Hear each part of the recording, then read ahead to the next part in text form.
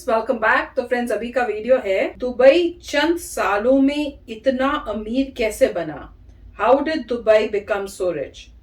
तो अगर दुबई खाली बोल रहे हैं या पूरा उस एरिया की बात करें तो वो तो हमें दुबई तो एक सिटी है। हाँ, अनलेस ये यूएई की बात करें तो देखते हैं। हाँ, तो अगर वो गए तो वो तो भैया ऑयल की वजह से ऑयल की हुआ था, वजह से, पेट्रोल जो उनका मिल रहा है उसी वजह से अमीर हुए थे। तो देखते हैं, वीडियो इंटरेस्टिंग होगा। तो वीडियो शुरू करते हैं, पर वीडियो शुरू करने से पहले अगर आप चैनल पर नए हो और आपने अभी तक सब्सक्राइब नहीं किया तो जल्दी से पहले सब्सक्राइब के बटन और बेल आइकन को क्लिक कर लो ताकि आपको हमारे सारे न्यू वीडियोस के नोटिफिकेशन मिल जाए जैसे हम अपलोड करें। अगर आपको वीडियो पसंद आता है प्लीज लाइक एंड शेयर और ट्विटर में हमें फॉलो करें। जब भी किसी चैनल में हमारे वीडियोस पब्लिश होते हैं नोटिफिकेशन आपको ट्विटर में आ जाएगा। चलिए शुरू करते हैं। सन 1930 दुबई रेगिस्तान में बसा मछुआरों का एक छोटा सा गांव था, जहां न पीने का पानी था, न फसल की जमीन थी, न तेल के खदान थे, न आसमान चूमती इमारतें और न ही आधुनिक तकनीक। कुछ अगर था तो चारों ओर फैली हुई रेत, जिसकी बदौलत दुबई बस एक गरीब और लाचार शहर था। लेकिन आज 21वीं सदी में दुबई दुनिया का 6th लार्जेस्ट माइग्रेंट शहर है, दुनिया के सबसे पॉपुलर टूरिज्म डेस्टिनेशन में से एक है, और इतना ही नहीं, दुनिया भर में अपने स्काई स्क्रेपर्स के लिए भी ये शहर जाना जाता है और दुनिया के सबसे अमीर शहरों में से आता है, जिसकी जीडीपी अगर आपको नहीं पता तो $421.142 बिलियन है।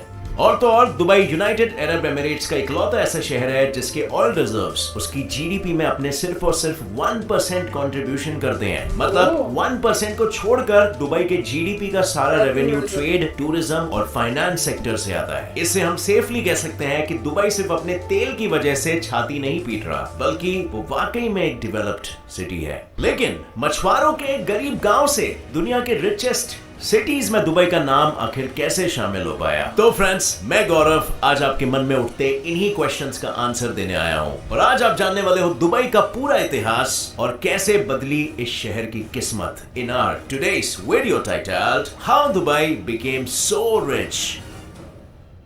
पर्शियन गल्फ की इकोनॉमी में 95% कंट्रीब्यूशन करने वाले पर्ल इंडस्ट्री सन 1929 के ग्रेट डिप्रेशन की मार को झेल नहीं पा रही थी, और इसी मार ने दुबई को भी गरीबी और लाचारी के दलदल में ढकेलना शुरू कर दिया था। ऐसे में सन 1930 में दुबई के पड़ोसी अबू धाबी के पास गल्फ की दूसरी सिटीज की तरह ऑयल रिजर्व्स डिस्कवर हुए। लेकिन दुबई के लाख कोशिशों के बाद भी दुबई में कोई ऑयल रिजर्व नहीं मिल रहे थे, जिससे लोगों को दुबई में ऑयल रिजर्व मिलने की उम्मीद तक खत्म होती नजर आ रही थी, और साथ ही खत्म होने लगी मछुआरों के गांव दुबई के लोगों की अपनी गरीबी से निकलकर आगे बढ़ने की उम्मीद और हौसला।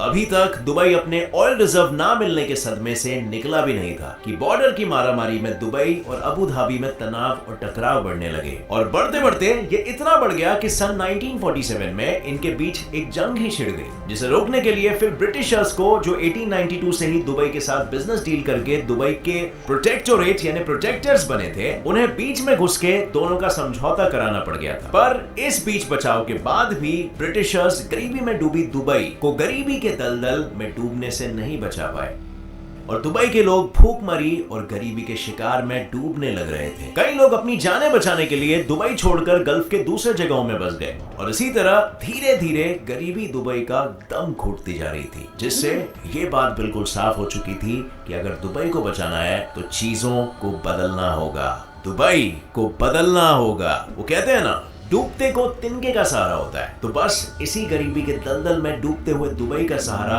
दुबई के शेख रशीद बिन सईद अल मखतूम बन गए, जिन्होंने 1958 में दुबई की भाग दौड़ अपने हाथों में ले ली थी। दुबई को बचाने के खातिर, दुबई को एक नया रूप देने के खातिर, एक नई पहचान देने का सपना सजाया। उनका सपना दुबई को एक ऐसा शहर बनाना जो ट्रेड और टूरिज्म की नींव पर खड़ा हो, जो इतना अमीर हो कि फिर कभी दुबई को और उसके लोगों को गरीबी की परछाई तक न छू पाए। और अपने इसी सपने को हकीकत में बदलने के लिए उन्होंने बड़े बड़े लोन्स उठाए और सब प्राइवेट कंपनियों को खड़ा करने में लगा दिए, जिसे देखकर कई लोगों ने शेख के इस फैसले पर सवाल उठाए। पर शेख की प्राइवेट कंपनियों ने दुबई की इलेक्ट्रिसिटी लाइंस, टेलीफोन सर्विसेज, कई सारे पोर्ट और 1960 में दुबई का सबसे पहला दुबई इंटरनेशनल एयरपोर्ट बनाकर सवाल उठाने वाले सभी लोगों के मुंह पर ताला लगा दिया। इसके साथ ही सन 1963 में शेख ने दुबई के छोटे छोटे क्रीक को बड़े बड़े शिपमेंट्स के लिए बड़ा करवाया, जिससे दुबई के मरीन ट्रेड में दिन दुगनी और रात चौगुनी बढ़त होने लगी। और इस बढ़त के बीच सन 1966 में एक और एक खुशखबरी दुबई में आई, लेकिन इस खुशखबरी के साथ एक बुरी खबर भी थी। खुशखबरी ये थी,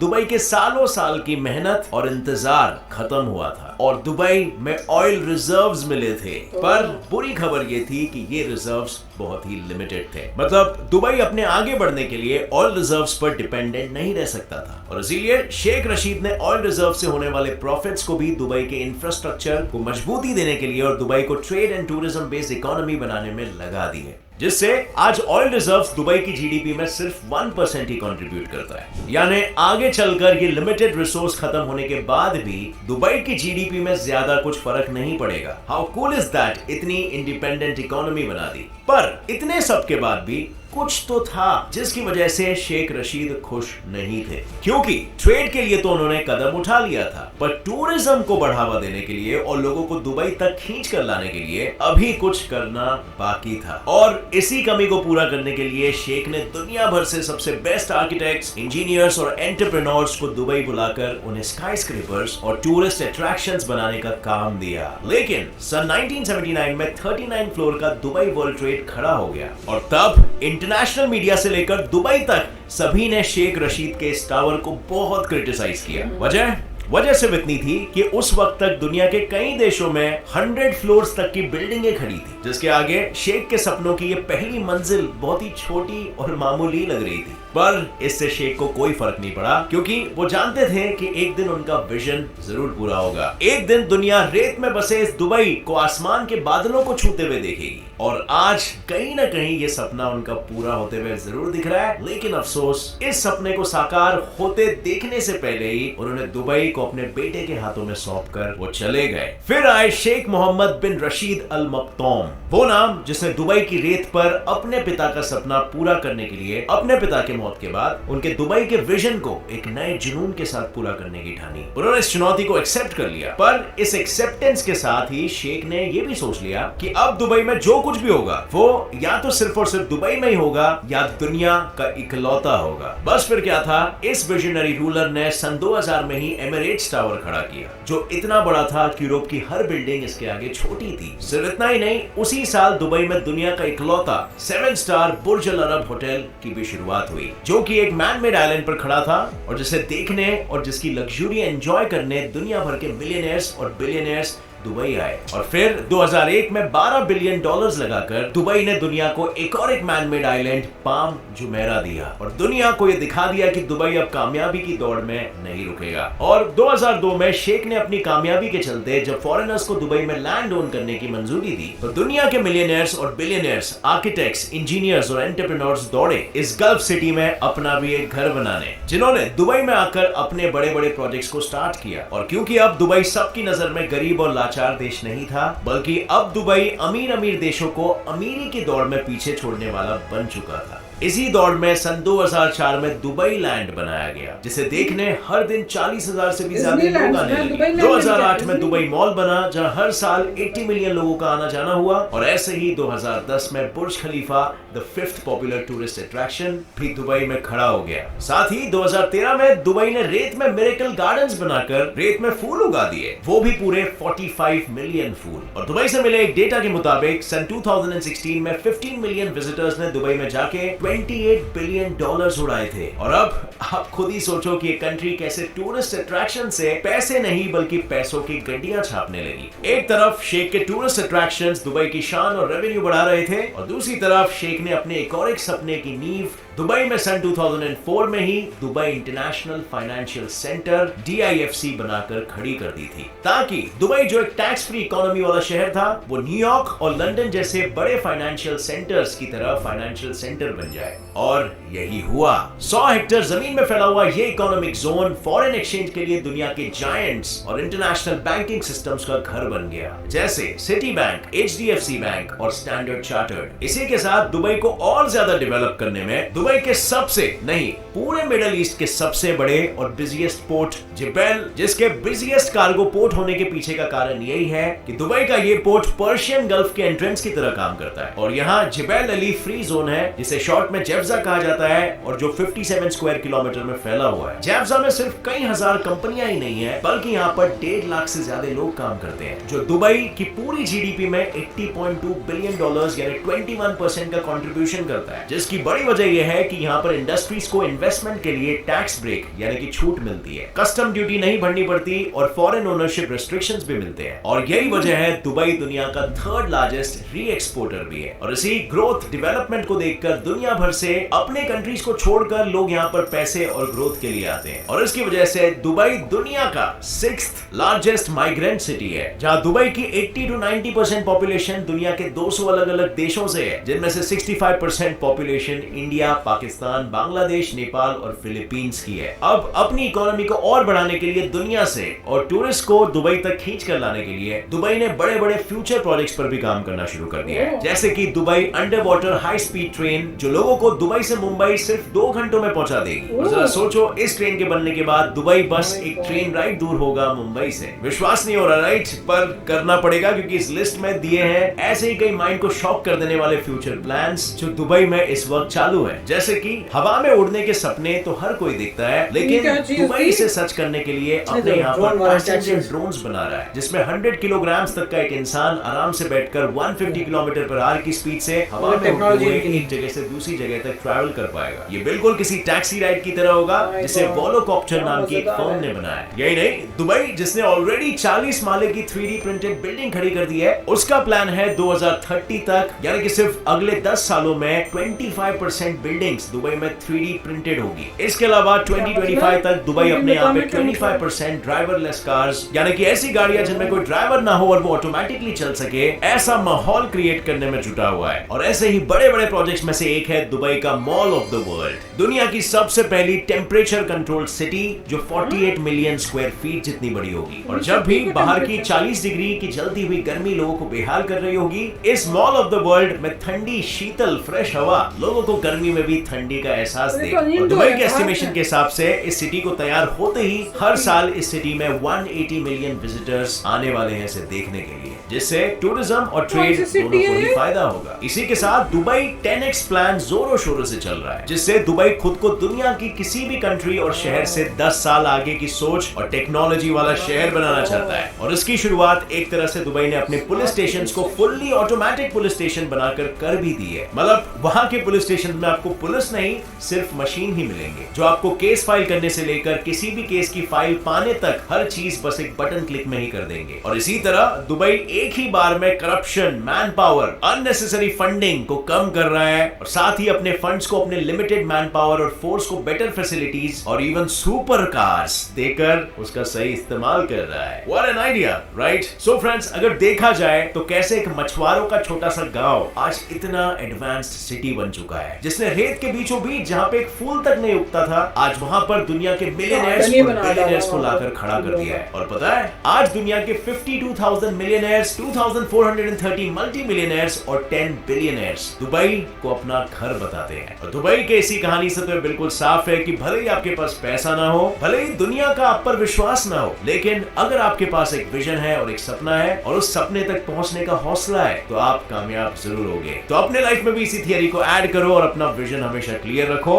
तो फ्रेंड्स, सच बताऊं, मैं अभी तक दुबई नहीं गई हूँ, तो ये देख के अच्छा, मुझे अभी का इतना नहीं, जो फ्यूचर का वो दिखा रहे थे ना कि क्या पूरी सिटी टेम्परेचर कंट्रोल्ड होगी। अब मुझे ये नहीं समझ में आया कि पूरी सिटी का मतलब है कि अगर मैं घर अपने उस सिटी में मेरा घर है और मैं स्टेप आउट करूं दरवाजे से बाहर, और चाहे बहुत गर्मी हो पर वो पूरा ठंडा हो रहेगा, जबकि बाहर सिटी के बहुत गर्मी है एक्चुअल में टेम्परेचर वो कह रहे हैं। क्योंकि उन्होंने उसके बाद दिखाई जो पिक्चर थी वो तो अंदर की थी, तो चलो अंदर तो समझ में आता है कि सारा आप जैसे आपका घर पूरा एयर कंडीशनड होता है, पर अगर आप आसमान में बाहर निकले हो तो उसको कैसे कंट्रोल कर रहे हैं, वो कर सकते हैं क्या? वो मुझे लगा कि अगर वो है तो वो तो बड़ी अच्छी बात होगी यार। टेक्सास को भी कर दो, जब दरवाजा खोलो इतनी गर्म हवा होती है कि बाहर निकला ही नहीं जाता। सच बताऊं, जब से मैं यहाँ आई हूं मैं बाहर ही नहीं जाती हूँ, मेरी जान निकलती है। तो अगर ऐसा हो जाए, पर मैं ये भी सोच रही थी क्योंकि अभी हमने रिसेंटली वीडियो भी की थी कि सारा कुछ तो पानी के अंदर अब कोस्टल एरियाज जा रहे हैं, तो ये जब जैसे बोल रहे थे कि भैया मुंबई और दुबई के बीच में कनेक्शन हो रहा है, तो अगर 80 ईयर्स में ऐसा कुछ हुआ तो फिर ये सब तो यूजलेस हो जाएगा, मुझे तो ये लगने लग गया था फिर। तो मैं एक तरफ देख रही हूँ इतनी डेवलपमेंट हो रही है, दूसरी तरफ तो ये पता चल रहा है कि अर्थ ही डूबती जा रही है लैंड एरिया उसमें, तो मुझे समझ नहीं आ रहा था। पर जिस तरह से इन्होंने दिखाया कितना पैसा खर्च किया है इसको एक टूरिस्ट हब बनाने के लिए, वो देख के मैं हैरान हूं कि कितना पैसा। अब वो कैसे लाए मुझे नहीं पता, कह रहे लोन पे, पर लोन में भी इतना पैसा लिया और देखो बना भी दिए। पता नहीं अब क्या आगे फ्यूचर में क्या क्या प्लान्स हैं। This was amazing.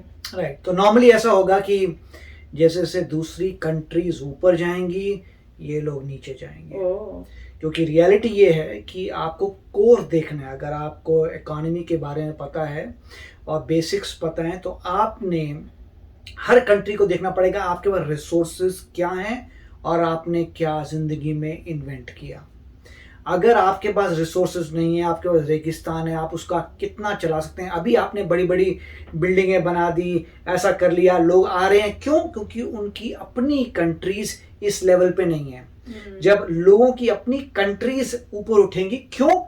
क्यों? उनके पास रिसोर्सेज हैं, उनके पास वास्ट एरियाज हैं, मैन्युफैक्चरिंग है, एग्रीकल्चर है। तो वो जब ऊपर उठेंगे तो उनकी सिटीज़ ऊपर उठेंगी। जैसे चाइना में शंघाई उठ रहा है, जैसे जैसे सिटीज़ ऊपर, सिंगापुर है, जैसे वहाँ पे सिटीज़ ऊपर उठ रही हैं क्योंकि रिसोर्सेज हैं उनके पास।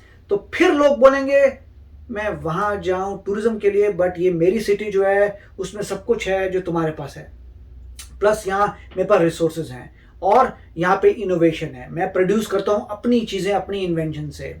तो कोई भी सिटी ज़्यादा देर के लिए नहीं चल सकती जब वो किसी और की टेक्नोलॉजी अडॉप्ट करती है। अब जितनी भी चीज़ें आई हैं उनमें से कितनी इन्वेंशन हुई है दुबई से? क्या दुबई के लोगों ने इन्वेंट किया था? नहीं, उन्होंने अट्रैक्ट किया है। कोई कहीं स्वीडन में कोई अगर बना लेता है कि ड्रोन की टैक्सी, उसको बुला के यहाँ पे लगा दे भैया। कोई कहीं वर्जिन अटलांटिक वाला बनाता है पर हाँ जा भैया, इलॉन मस्क कुछ बनाता है, हाँ भैया टेस्ला तो यहाँ पे ले आ। मतलब क्या कि जहां पर भी पूरे वर्ल्ड में अभी कुछ इन्वेंट कर रहा है वो उनको अट्रैक्ट कर रहे हैं, मगर वो इसलिए है क्योंकि उन जगहों में उनको प्रॉफिट कमाने हैं, तो उनको ये मार्केट मिलती है, यहाँ पे करते हैं। मगर जैसे से इंडिया ऊपर उठेगा, हमारी सिटीज़ बड़ी होंगी, तो आप कहेंगे मेरे को कोई फ़र्क नहीं पड़ता वहाँ जाने में, मेरी सिटी में सब कुछ है। मान लीजिए कोई बंदा सिंगापुर में है, उसको इतना फ़र्क नहीं पड़ेगा कि वो यूए में जाता है। मान लीजिए कोई बंदा न्यूयॉर्क में रहता है, उसको ज़्यादा फ़र्क नहीं पड़ेगा दुबई में, क्यों? उसके पास भी सब कुछ है। पॉइंट ये है, फ़र्क इसलिए पड़ता है टूरिज्म का कि जो छोटी कंट्रीज़ हैं वहाँ से लोग आके देख रहे हैं। बट बेस क्या है? बेस है जीडीपी। हमारा जीडीपी इनसे बहुत ज़्यादा ऑफकोर्स होता है, पता ही, हमारा ट्रिलियंस में, इनका बता रहे थे कितना 500 बिलियन है। 500 बिलियन हमारा कितना है? 3.5 ट्रिलियन। तो देखिए कितना जैसे से दूसरी कंट्रीज ऊपर जाएंगी तो बहुत ज़बरदस्त रिसोर्सेज आएंगे, तब लोग बोलेंगे ज़रूरत नहीं है। क्यों? क्योंकि हमारी पास ही सब कुछ चीज़ें हैं। ये हम तो इनफैक्ट इन्वेंट करते हैं, अपना बनाते हैं, देखेंगे क्या होता है। मगर अच्छा वीडियो तो उन्होंने ये बताया कैसे उन्होंने लेवरेज किया बिना रिसोर्सेज के, कैसे ऊपर उठे। परंतु फ्यूचर में अभी इसलिए उठे क्योंकि और जगहों पर नहीं है। जैसे से इंडिया आगे बढ़ेगी, अगर आप डाउनटाउन कंपेयर करना चाहते हैं तो आप चाइना की सिटी शंघाई से करिए कंपेयर। डाउनटाउन बड़े बड़े डाउनटाउन है, हाँ ऊंचे नहीं है। जैसे से कंट्रीज ऊपर उठेंगी तो बहुत कुछ चेंज होने वाला है। जिसके पास रिसोर्सेज हैं और जो इन्वेंट करता है वो आगे बढ़ेगा। तो काफी अच्छा वीडियो था। चलो फ्रेंड्स, शेयर करना अपने थॉट्स। तो चलते हैं, मिलेंगे नेक्स्ट वीडियो में बहुत ही जल्द। Till then take care and bye bye. तो अगर आप मेरे इस चैनल पे नए हो तो जल्दी से सब्सक्राइब के बटन को हिट करो और बेल आइकन को क्लिक करो, ताकि आपको मेरा जब नया वीडियो मैं लगाऊं आपको उसके बारे में जल्दी से पता चल जाए।